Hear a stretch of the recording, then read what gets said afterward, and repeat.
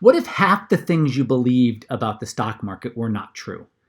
I mean, just think about that for a second. What if half of the facts or the things you believed to be true were not true? And what if you didn't know which half of them were not true? That would feel really unstable. Well, I want to share something with you because it has a lot to do with we ourselves fooling ourselves and not really knowing how we're fooling ourselves, and fooling ourselves that we're fooling ourselves, or fooling ourselves that we know how we're fooling ourselves. And it's pretty important, and there's a really easy way of doing this, and I want to talk about it. And I don't know what you're going to like best about it, how the information and message is delivered or how clear it is once you see it. Hey everybody, this is RC Peck, and this is my weekend podcast, and I want to talk about Tony Robbins because he is out on the prowl talking about his book. He is part owner in a money management company, and Tony is one of the best marketers on the planet. Tony is an empire builder, and he is out spewing misinformation. And I mean, do I get as strong as saying telling lies? But I want to point out to you how he's doing it so you can see how you might be doing it to yourself. So one of the things he talked about about this 12-minute interview was, and I just pulled some quotes from it. All right. So one of the quotes I pulled verbatim, and all these quotes are verbatim. He said, "If you don't sell, you'll be fine. Just don't sell. If you don't sell, you'll be fine." Okay. Interesting. Let me give you a couple more of them. He then said, "The average bear market is a loss of 33%. If you don't sell, it doesn't cost you anything." Right? So the frame that he's building for you right now, which people don't even recognize consciously, is, the frame is never get out of the market. That's basically what he's saying. Never get out of the market. Never get out of the market. Okay, so that's the frame he's living into. And then he went on to say, look, the market, he talked about 2000. He goes, the market fell 30, 40, 50%. And then it went up 69% the next 12 months. Now, again, this quote is verbatim. All right, so the market fell 30, 40, even 50%. He was talking about the 2008 global financial crisis. And then it went up 69% the next 12 months. Well, guys, your brain, the human, maybe not your brain, but the human brain goes, wait a second. It fell. Let's take the craziest number, right? Let's just look at this. He told us something, and the way he did it is what is called verbal framing. So he framed his conversation with you verbally. And he said, look, if the market falls 50%, and by the way, the market fell 58%, and it's fine that he didn't know that detail, but let's just use the biggest of the three numbers he used, 50%. He said, then the next 12 months after it fell, the market went up 69%. So the verbal framing is, guys, it fell 50%, but then it went up a bigger number, right? It fell 50, which is a certain size number, but then it went up 69%, which is a much bigger number. And the human brain would look at this and go, oh, yes, it fell smaller number, went up a bigger number. And this is one of the problems with humans and investing, right? They live in this verbal framing because of how their brain is designed. And most people's brain is designed that way. Mine isn't, because I have dyslexia and my brain frames visually. So whenever I hear numbers, I see the numbers, but I want a visual representation of them. I'm like, let me see the picture. Let me see the picture. So this is what visual framing would look like. Okay, and I'll tell you what my fight is in this in a minute. So let's say you started with $10,000, okay? And this was before the global financial crisis. And then your money fell 58%, which is what stocks actually fell. Okay, whether yours fell 50, 60, 70, or 30 or 40, you're going to understand this point. It's going to be clear to you. So you have your $10,000, and then the market falls 58%, and that takes your money down to $4,200. Okay? Now, no one's thinking that. They're just thinking 58%. But I'm telling you now, no, you need to think of $4,200. Then the market goes up 69% over the next 12 months. Well, that 69% grows your $4,200 to $7,098. Right? I mean, look at this now. You're still 30% behind the start line. And this is what really gets me mad about Tony and what he's saying. He is verbally framing and almost shaming people to get out of the market. And he told people, hey, it fell 50 but went up 69. You silly person, why'd you get out? Don't get out. But it's complete BS. And I'm calling BS on Tony because he doesn't even know the numbers. Now, again, he's an empire builder. He's not a keep and grow it in the stock market person. Right? So if you want to get your money to start the start line again, right? So if it started at $10,000 and it fell 58%, that same 10,000, which fell to 42%, you'd have to grow it by 140% to get back to 10,000, right? So it's 140% the person needs if they lose 58% to get back to break even, right? Now, he said if you stay in, you're fine. What? Do you see how this green bar is wider than this one? This green bar is 5.5 times wider than this bar. That's because it took 5.5 years to get back to break even. That's what it took to grow your money 140%. It took in the stock market 5.5 years to do that. Now that's really fast for the stock market. But the point I want to make here is it took 140% to get back to break even. It took 5.5 years to get back to the start line. So if you got hurt when you were 60, you are now 65.5 and you're just now where you were 5.5 years ago. You are harmed. You are absolutely harmed. You're 5.5 years older in your 60s and you've been harmed. Now guys, this doesn't even take into account inflation. If you believe the government's inflation number of 2%, you'd have to grow your money by 165% just to get to break even. So let me tell you how this looks. So look at this, 5.5 years, and this is the S&P 500. And I'm saying it only took 5.5 years without inflation. The market falls 58%, and then it goes up, and it went up 140%. It took 5.5 years to do that. There's absolutely pain involved. Now, Tony's point that the market always comes back, absolutely true. Guys, the market always comes back. But really, you want to inflict 5.5 years of nothingness, of weight, of pain. You're getting 5.5 years older. That's okay when you're 30.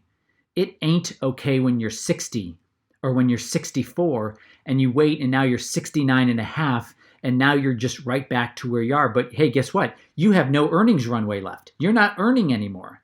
That is painful and that absolutely hurts. So look at this. He said the most dangerous thing is to not be in the market.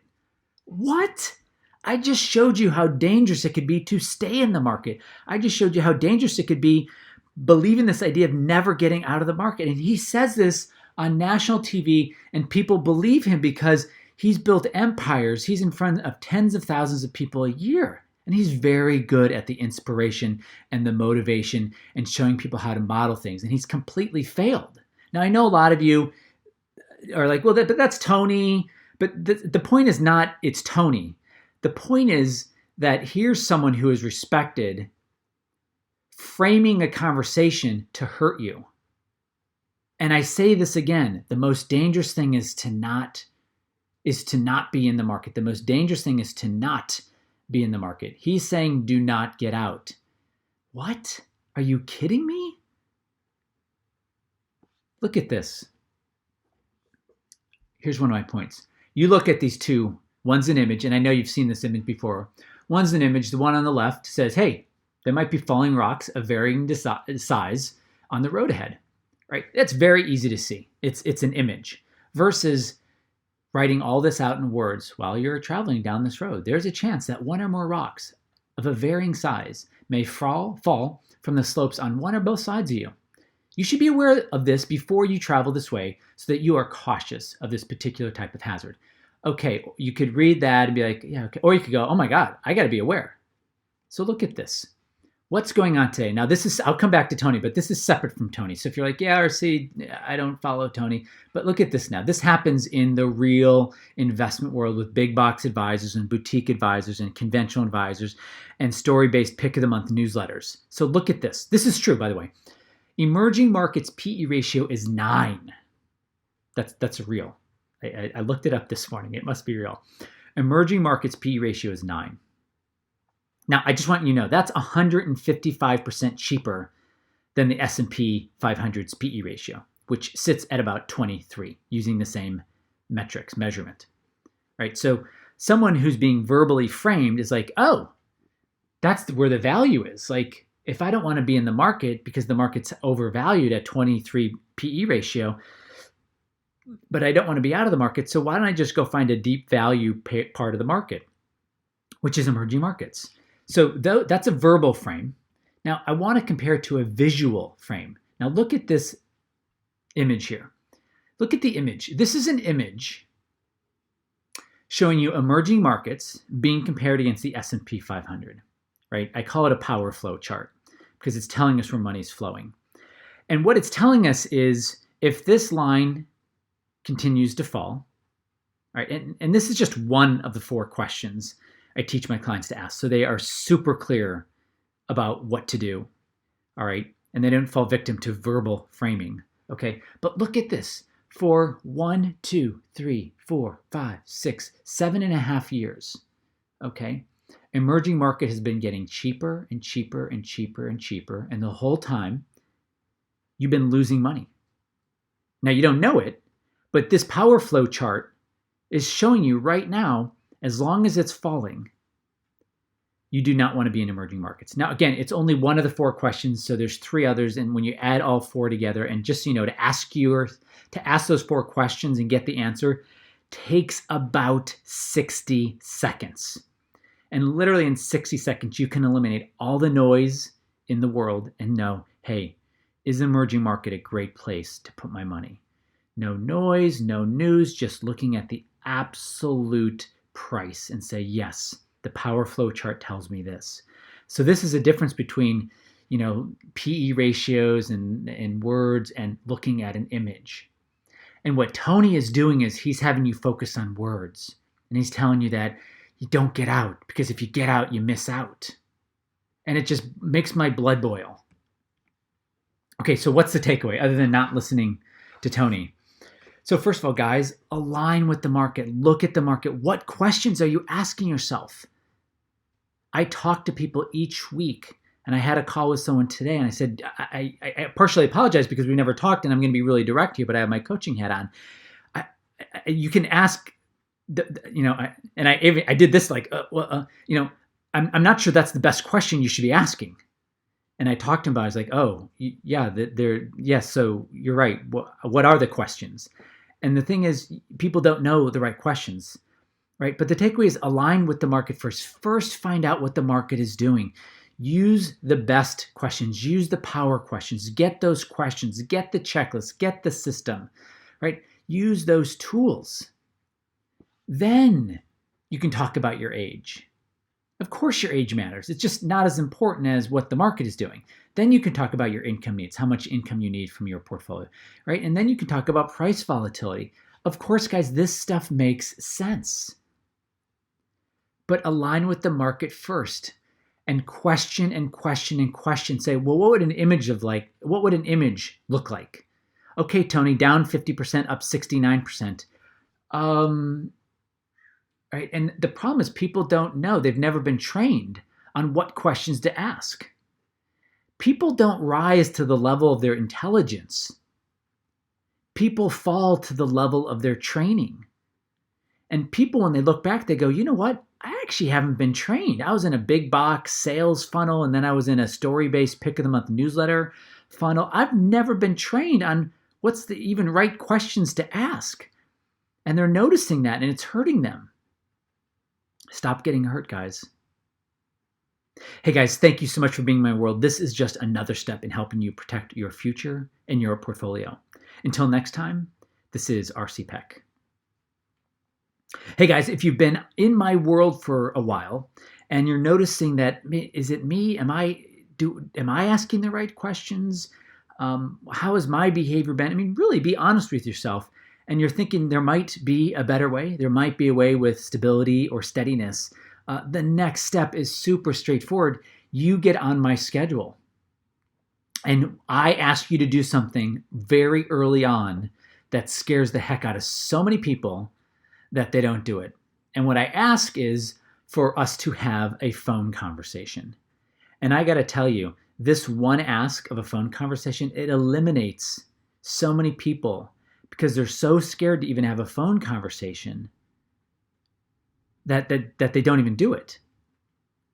Right? If a phone conversation is scaring you and shuts you down, imagine what's happening to your money. I purposely have that be one of the front end filters because look, this is what I've learned in my almost 2 decades. If someone can't have a phone conversation, an honest one about their money, right? They're never going to be able to actually muster up the power, the managing living in discomfort for short periods of time. You ever heard the phrase, hard choices, easy life?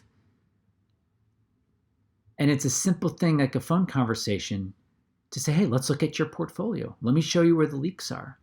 Let me point out to you where some of your questions are hurting you. And when someone can't even do a phone call, I mean, there's not a behavior shift that's going to get their money turned around and stable.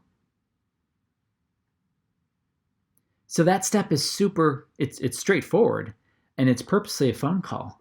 You can do that if you go back to my email and just go to the PS, you can click on that and get on my schedule. And we talk and we have a strategy session and we look at your numbers, your behavior, and we talk about what you can shift and change to get that moving in the right direction. And if you find that you say, hey, RC, can you help me do it? I can help you do that. And some of you will want that and some of you will not, and say, thank you for pointing out some of these areas. That's what we do on the call. They're super powerful calls and the insight is just amazing.